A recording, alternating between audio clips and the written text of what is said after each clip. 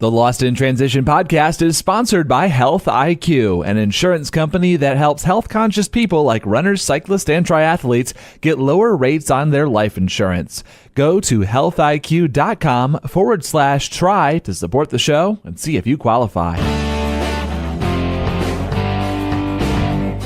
Welcome to the Lost in Transition podcast. I'm your host, Chris Gerard. Glad to have you with us here in the middle of January. Here in the southeast, at least, we're doing pretty well weather-wise. After a cold snap, we are going to hit maybe 63 later on this afternoon on the day this is released. Going to try to get in an outdoor bike ride to take away some of those trainer blues.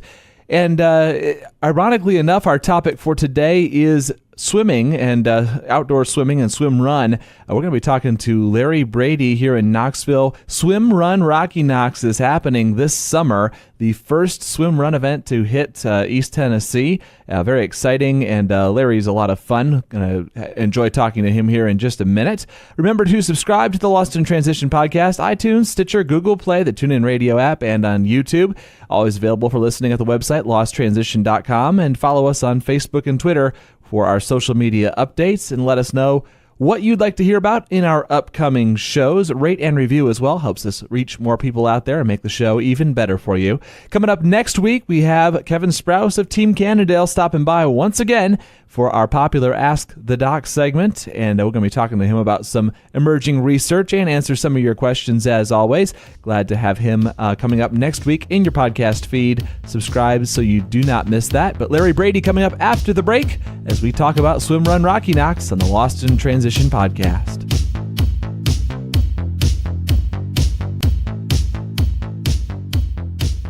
Larry Brede is on the board of Rocky Top Multisport Club and the Knoxville Track Club.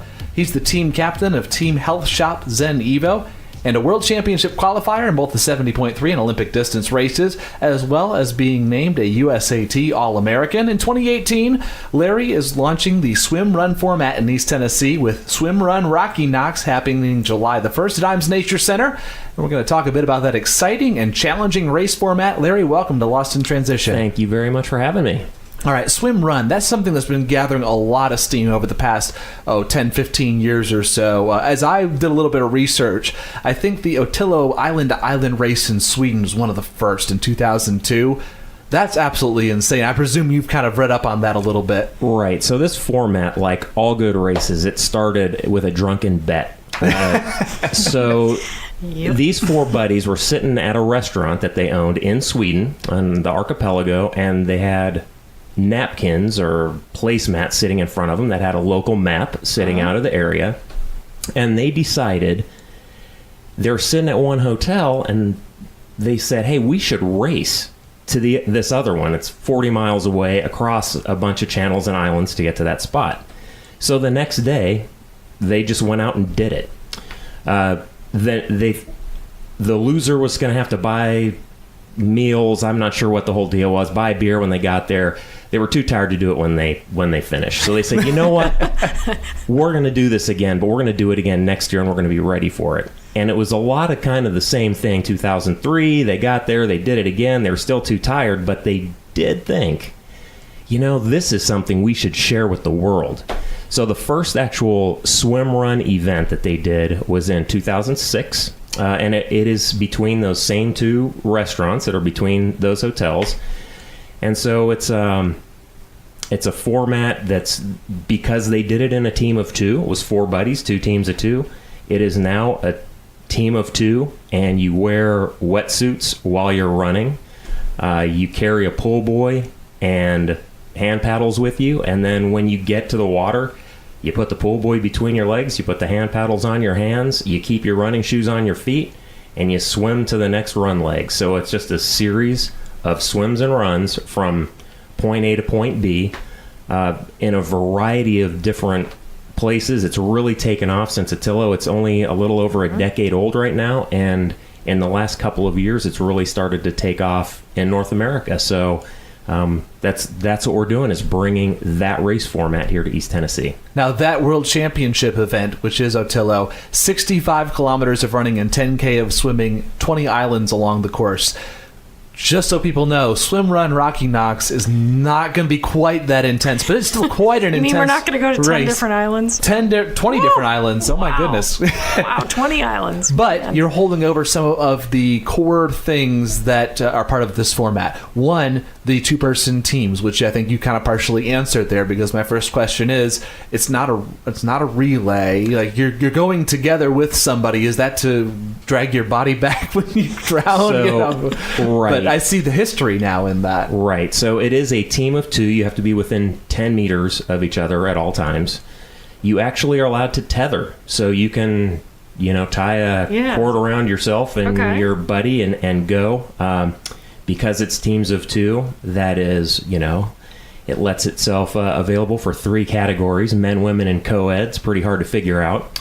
And you start together, you race the entire course together, and you finish together within 10 meters. So when your partner crosses the finish line, that's the end. So it's a great format. I mean, I have been doing multisport for many years, and this one is the most excited I've been about a new format in a long time. Wow. So when was the first time that you did, and how many have you done? So SwimRun specifically. I've done one. Okay. In September of 2016. All right, tell us a little bit about that. So I actually have a buddy from high school that we swam together in high school, Carl Vanderbush, up in New York City now, and thanks to Facebook, you can keep in touch with everybody. Well, Carl did Attilo a few years ago, and I saw that and I thought, wow, this is super interesting. What a great format! What an opportunity to go and, to go with one of your friends and do this kind of thing. But I didn't really think, A, Sweden, I got to get over there. B, cold. I'm not really much of a cold person. Yeah, Sweden is not warm. And then C, any those time of the year. Distances are pretty, they're pretty daunting to look at something like that. Absolutely. So Herbert Crable, who you may know from Slow Twitch, he actually, with 2 of his buddies, started one in North Carolina at Hanging Lake State Park in October of 16. So he posted up, we saw, hey, SwimRun North Carolina, and I thought, hey, this is great. So I called my sister-in-law, Jamie, who has been on this show. She's a former pro Xterra triathlete and just a stud. And I said, hey, Jamie, we need to do this race.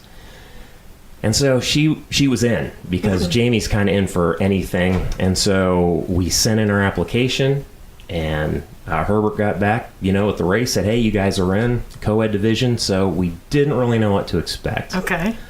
She hadn't done one yet before. She hasn't done one either. This was her first, yeah. They're very new in the U.S. Casco Bay's had it for a number of years, but Virginia, I think, has had 1 year. North Carolina's had 2 now. Georgia may have had a year. I mean, they're pretty sporadic. I think there's a lot of firsts coming in 2018. They're starting, right. Yeah. So she flew in from Colorado, and we went out. And first of all, it's like many other events that involve outdoor sort of trail things. The pre-race briefing, they have beer going, and that's kind of a good indicator right there that this might be focused on fun. And my multi-sport career has been focused on what's fun in the sport, as opposed to just trying to live or die by training plans and pressuring myself out of having any fun. So now, at the pre-race briefing, though, did they do a good job? Did they scare the hell out of you guys? I mean, because this isn't exactly like a risk-free endeavor. I mean, swim run. Well, I mean, they told us, really, he went through the rules.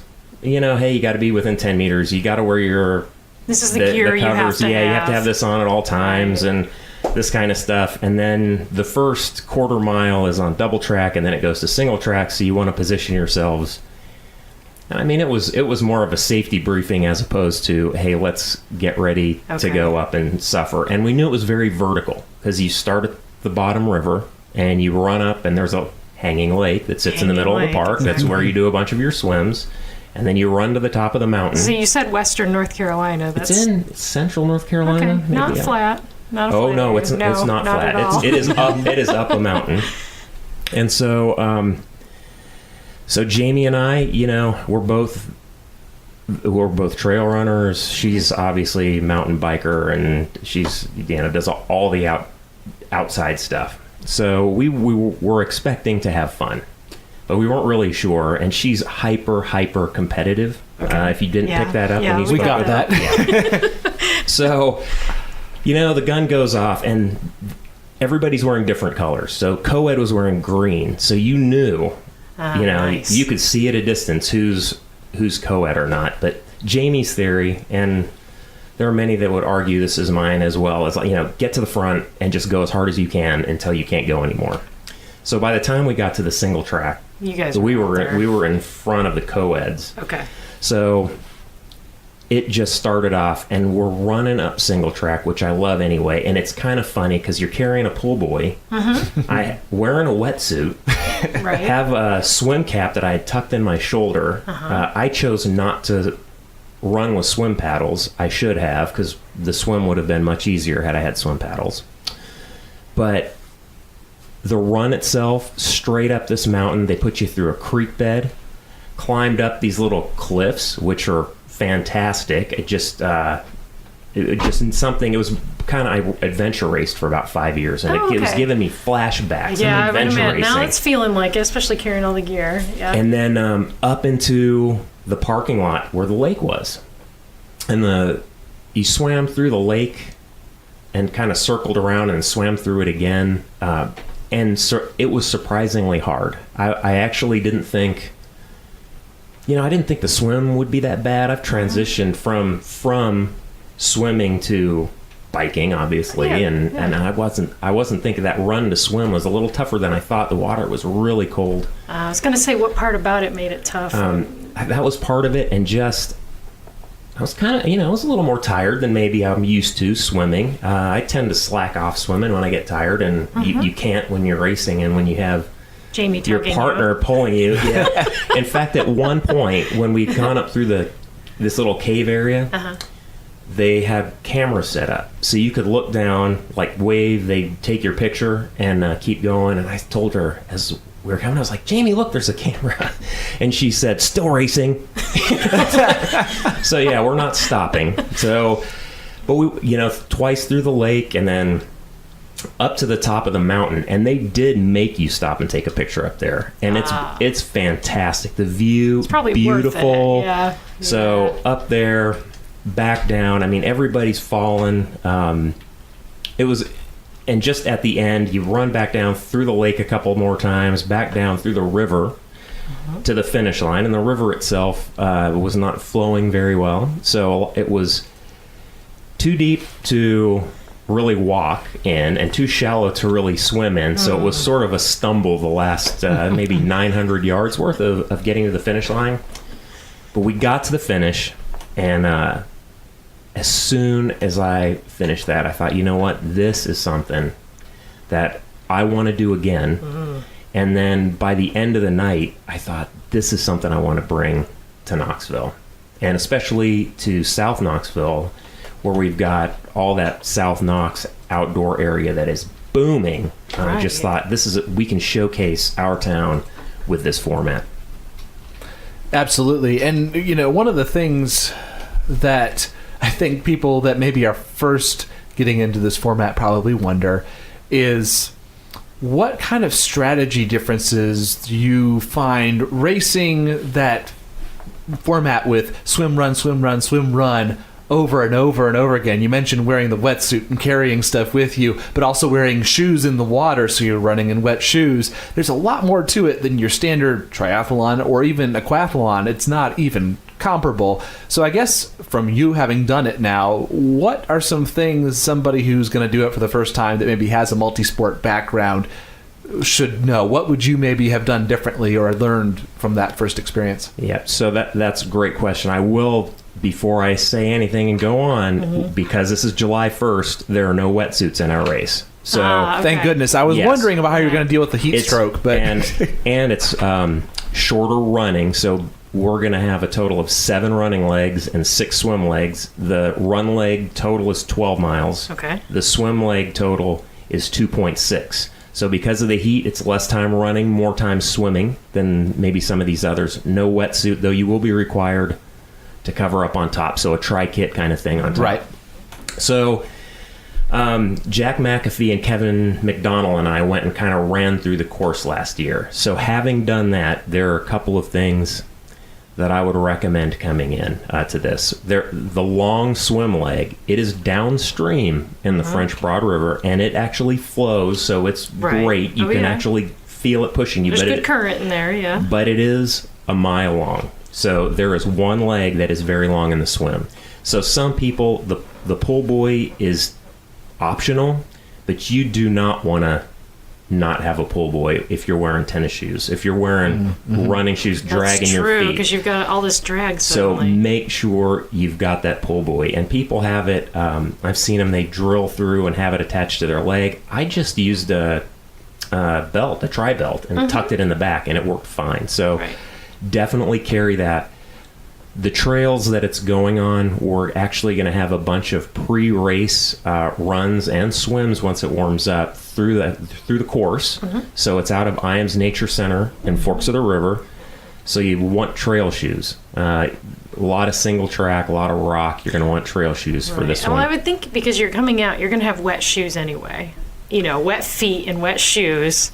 So just wear wool socks. I was going to say, yeah. How do you protect your feet? Because we've talked to ultra runners, and they've always said, you know, moisture is the enemy when it comes to saving your feet. So were your feet hamburger when you got done? No, not at all, actually. Okay, if you've run in the rain, you know what it's like to run with wet feet. And so if you run in trail shoes at all and through mud and streams and that kind of thing, with wool socks, if you've done that, it kind of pushes the moisture out enough to where it's not really bad. And because all the pressure you're putting while you're running, it keeps your feet dry enough. I mean, you can lube your feet, do whatever, but it's no real different than if you're doing a trail run. Okay. Now, I would not recommend your first trail run be on race day. Definitely want to get out there. And your first open water swim also probably not. Should not be your yeah. I would also not recommend my foot care regimen from the Tough Man Tennessee Half Iron, which was basically to run swimming. Basically swimming. It ran the entire time, and my decision when I got back to transition and saw that my bucket had tipped over and had 2 inches of water in it, thus soaking the socks that I had, the dry socks that I had, which was to run barefoot in the shoes, which I had not done before, and I had blisters for 6 weeks. And there I can still see the scars now. 3.5 months later. So maybe a little testing. So do not be me. Yeah. That's never a good idea on a trail anyway, because with the little rocks and grit that you get in there, that would just tear your feet up. Yeah. Health IQ uses science and data to secure lower rates on life insurance for triathletes. We've been talking about Health IQ for a few weeks here on the show, and a couple of unique advantages they offer in the world of life insurance. For one, family history can weigh pretty heavily into your rates for term life insurance. And sometimes if you have kind of a bad family history, you can be paying the penalty for what all your relatives may have suffered with.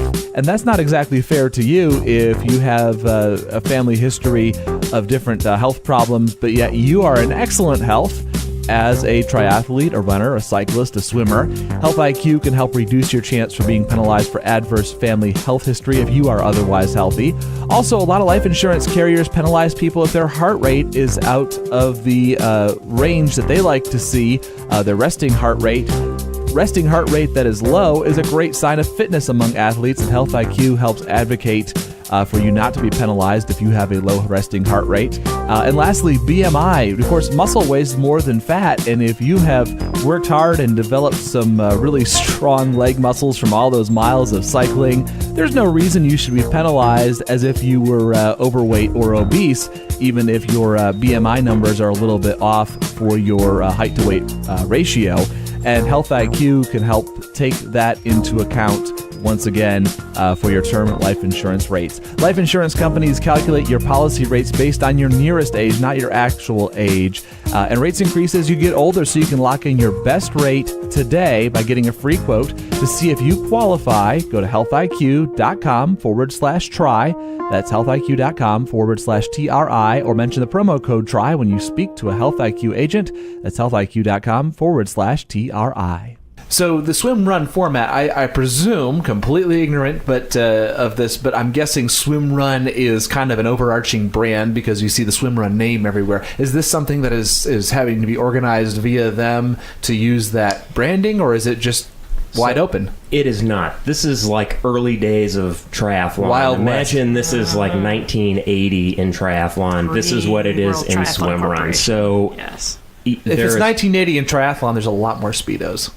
Well, you can wear a Speedo. That's acceptable. We'll just own it. You might be the only one. So there is a loose connection of race directors in the U.S. that are talking to each other and communicating how we want to do this. But SwimRun itself is not...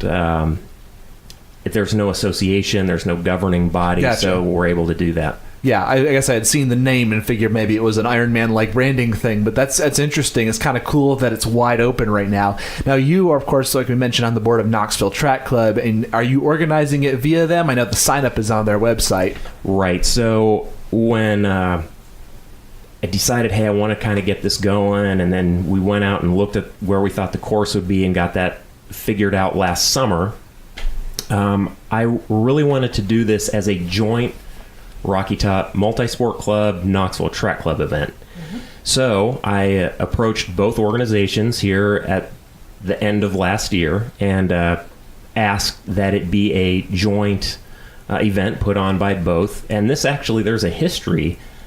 Maybe a decade ago, Hammer used to be a Knoxville Track Club, Greater Knoxville Triathlon Club. When the predecessor of Rocky Top event. Yes. And both boards were on board with having this as a dual event. So it is actually produced by both Rocky Top Multisport Club and Knoxville Track Club. It is hosted through the Knoxville Track Club site, in that the site's just much more capable for handling that kind of thing, and the registration and everything. Mm-hmm. But, the RockyKnox is a combination, crazily enough, of Rocky Top Multisport Club and Knoxville Track Club. Gotcha. So it is SwimRun RockyKnox because it's both organizations. That's wonderful. Yeah. So without, so there's no, like you said, there's no national governing body or corporation or anything kind of doing this. So what kind of things are you guys doing? Because I know you all have a lot of experience with multisport races, running races. What kind of things are you doing as far as like safety and insurance and things of that nature that a lot of times a governing board certification process sort of walks you through? Right. So there are a series of permits and approvals that we have to get prior to the event, and the insurance actually is a separate one-time insurance for this type of event by a company that actually does multi-sport other events insurance. Right. So it's in two locations, Iams Nature Center and Forks of the River Wilderness, which, by the way, July, sunflower season, so part of the course is routed through the sunflower fields. I almost might sign up now. You better throw some photographers there. It's quite a sales. Oh, and yes, we've got it goes by caves. There's a bunch of great spots for photography, so we're gonna have photographers on the course as well. But both of those organizations we had to go through to get approval for the land use, and Iams, of course, with Meads Quarry as well. Right. You pass the exit to Meads Quarry 5 times, once running and 4 times as you're coming out of the water. And so the aid station and being able to set up portalets and that kind of thing, it starts and finishes at Iams Nature Center. So the authorization there, that approval process for both Forks of the River and Iams is finished. So we're approved, ready to go. The open water sections on the French Broad is the first. You get in basically a mile upstream from where it becomes the Tennessee, and you get out on the Will Skelton Greenway there at the junction with the Holston where it's the Tennessee. And then the second section is on the Tennessee where the River Sports Dock is, if you're familiar with that area, in front of Iams, and swims around Island Home.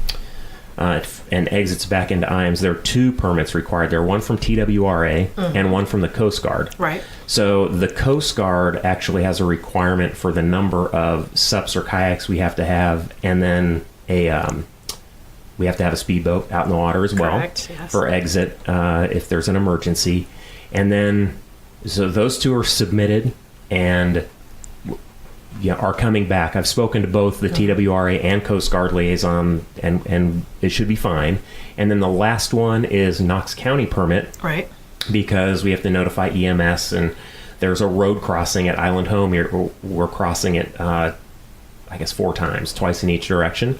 And so that we've got a meeting at the end of February where we'll be applying for that permit. So it's really, the safeties are governed by the organizations that are supporting it, the insurance requirements, the Coast Guard requirements, and honestly, for what's a lot going in the woods and turns and that kind of thing, just based on our experience, is probably we're going to have a few more people out there than are really required. Sure. Just to make sure we've got everybody covered. Got it. Now, when athletes sign up for this, if it's a sanctioned event like USAT or something, we would sign like a 1-day waiver or anything. Is there anything like that with this event? The insurance waiver is on when you sign up. So Gotcha. when you get on Run Sign Up and you sign it, you're signing that waiver. Okay, fantastic.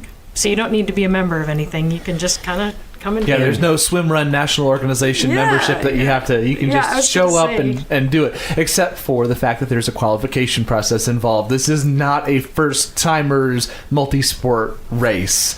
You definitely want people to have at least some background in the sport or in greater multi-sport experience.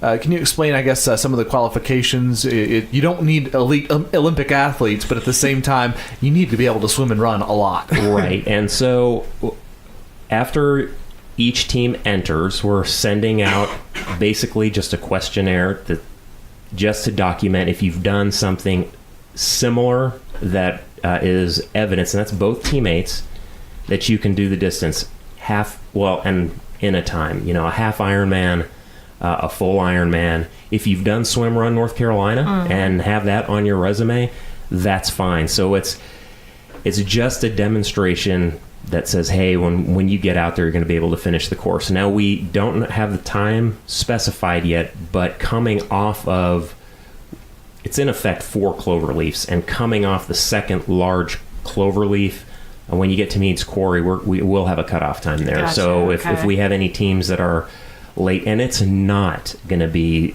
you're not expected to run an 8-minute mile through the trails and swim, 1:30 hundreds in the river to get there. But there will be a cutoff, and it's really to make sure we don't have people that are on the course unable to finish. When you come after that, the next run starts up Tharp's Trace, which is brutal when you're fresh, let alone coming off. At that point, you'll have run maybe 7 miles and swam quite a few. So it's there will be one cutoff. Do you have an idea right now what you estimate kind of the completion times would be? So we're thinking the last team should be done. It'll start at 7 in the morning, and again, it's because it's July 1st. So we're trying to get things going. That's smart. Get people out. Well, yeah, I mean, it's Knoxville. It's going to be humid. Please, but it won't be. Yeah, 4 a.m. wouldn't be a bad idea. It's a little dark, maybe. But we think everybody will be finished by 1. Okay. So I suspect that'll be... Yeah. Mm-hmm. Are you offering just a single distance? Or are there multiple distances? So this year, it's a single. So the only option is the total 12 miles of running, 2.6 miles of swimming. And there's been some discussion on, can we get a shorter version, and the answer is maybe. And if it's maybe, it would be in 2019. It will not be this year. Okay. Right. Best to keep things simple for sure. The other thing, I know you mentioned previewing the course yourself a little bit last year. Now, obviously, this race didn't start between 2 hotels. There may or may not have been alcohol involved. You'll have to fill me in on that. But what went into site selection and the setup of those swim run legs and location of that? Okay, so I think anybody who trail runs in this town has been all over the South Knox Wilderness and just loves it. So I'm one of those people. I mean, I've run there, the Dirty South Marathon and Half Marathon, the Track Club puts on last year. Got to see a whole bunch more trails, so I was sort of familiar with the area, but not completely familiar. And I actually basically just pulled out the trail map and said, if I had to if I had to do a swim run, where would I want to do it? And originally we were trying to do a 3-river, trying to figure out how to swim across the French Broad, the confluence get into there. the Holston, then come back through the Tennessee, and the logistics just don't work out. That's challenging there, Yeah, that little section of land. So we went through, a half dozen iterations of trying to figure out what worked, what didn't work, what we physically went and ran the last year. Some of that was perfect, some of it wasn't. Some of it was, we went way too long on a run that you just can't do in July. And I will tell you, by the way, the reason we're doing this in July is because SwimRun typically has wetsuits, and so the spring and fall dates that would be optimal, there are other SwimRun events going on. And we just thought, rather than try and compete with other swim runs, let's have one where if somebody's interested to do a spring race and a summer race and a fall race, they could do all of them. So really, it was a matter of getting out, knowing roughly where we wanted to go, and knowing we were going to use the quarry multiple times, knowing we wanted to be in the river. And the river is a function of where can you get in the water and where can you get out, because access huge bluffs. Is tough. There's one spot on the bluffs that's clean. There's one spot on the greenway to get out. There's one spot in IAMS. You're kind of limited to where you can get in and out. But they're great. The one of them goes right through a draw into a creek and spits out in the water. It's beautiful. So really just a matter of testing where we wanted to go and testing the waters, as it were, fine-tuning it. And in fact, the last trial run about 3 weeks ago was where we finished off the last course, last loop. So we know now where we're going to run. So where are the starting point and finish line? Are they same place, or are they? It starts and finishes at IAMS. Okay. And very brief overview for anybody listening that is familiar with South Knoxville. It is to spread the crowd down the greenway from IAMS to Meads Quarry. Okay. To the far end, I think it's called Pink Marble Trail. There's an entrance that gets in the quarry there, and you swim across the quarry. So it's 9/10 of a mile of a run, and the quarry itself's a quarter mile each time you swim it. And come out on the exit at the quarry, which is where the bathroom area is. Then the first big loop is up through Flow Trail, Hickory Trail, and back down the gravel road, back into the quarry. The second loop runs the Skelton Greenway to the parking lot into Forks of the River through the sunflower fields. Okay. Dozer Trail, which drops down to a little draw into the French Broad River. Swim down the French Broad to where you can get out at the confluence of the Holston and French Broad into the Tennessee. Run back in, one more lap through the quarry to help cool you down. Up over Tharp's People will be Trace. thankful at that point. Yep. Then Ross Marble Quarry Trail, which runs up around into a really neat area where the lime kilns used to be, and it looks kind of like a moonscape. We're actually going to have a rope. You're going to have to kind of rope down about, it's only 10 feet, but it give you a little challenge there. Back into, and I can't remember the name of it, but there's one that drops down into the actual old quarry area with caves and falls. Oh, it's beautiful, and it's cool in July. Quick trip through there, back into the quarry, across Island Home Road, into the Tennessee River. You swim around between, I think it's called Badger Island and Island Home. Get out on, you're in IAMS at that point. You're very close to the finish. Across the boardwalk, up Tower Trail, which has all the stone steps, and back into IAMS to finish. Wow.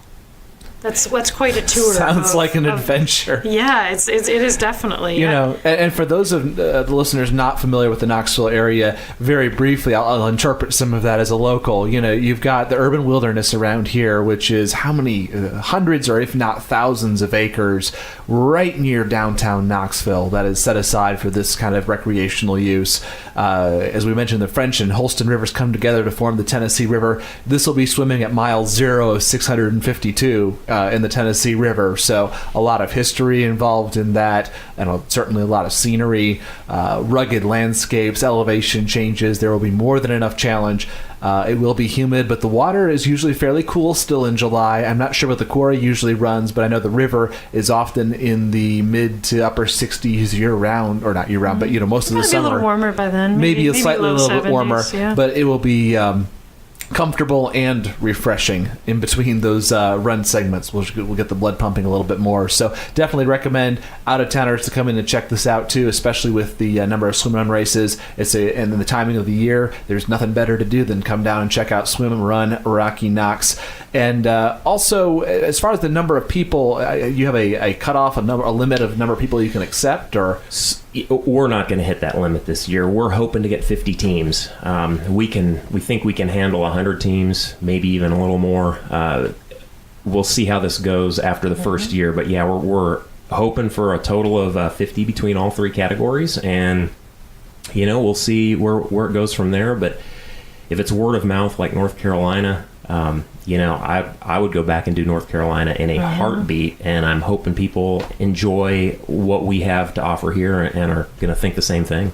So aside from planning a brand new race and a brand new format, what else is ahead for your 2018 season? Oh, my 2018 season personally is I'm focused on the Olympic distance this year. So I'm going to go back to nationals and see how I can do there, and then I'm going to Worlds in Australia. So Sarah, my beautiful wife, who has suffered through me competing, has won a trip to Australia. Yeah, our entire marriage. Yeah, so we're going to Australia, and we're going to have some fun in September. That's what I'm focusing on. This is my second year in a row not doing an Ironman, and it's really nice to not do an Ironman, but it opens up a lot of time and energy, doesn't it? It does. Yeah. I think that's back on the calendar for 19, but not this year.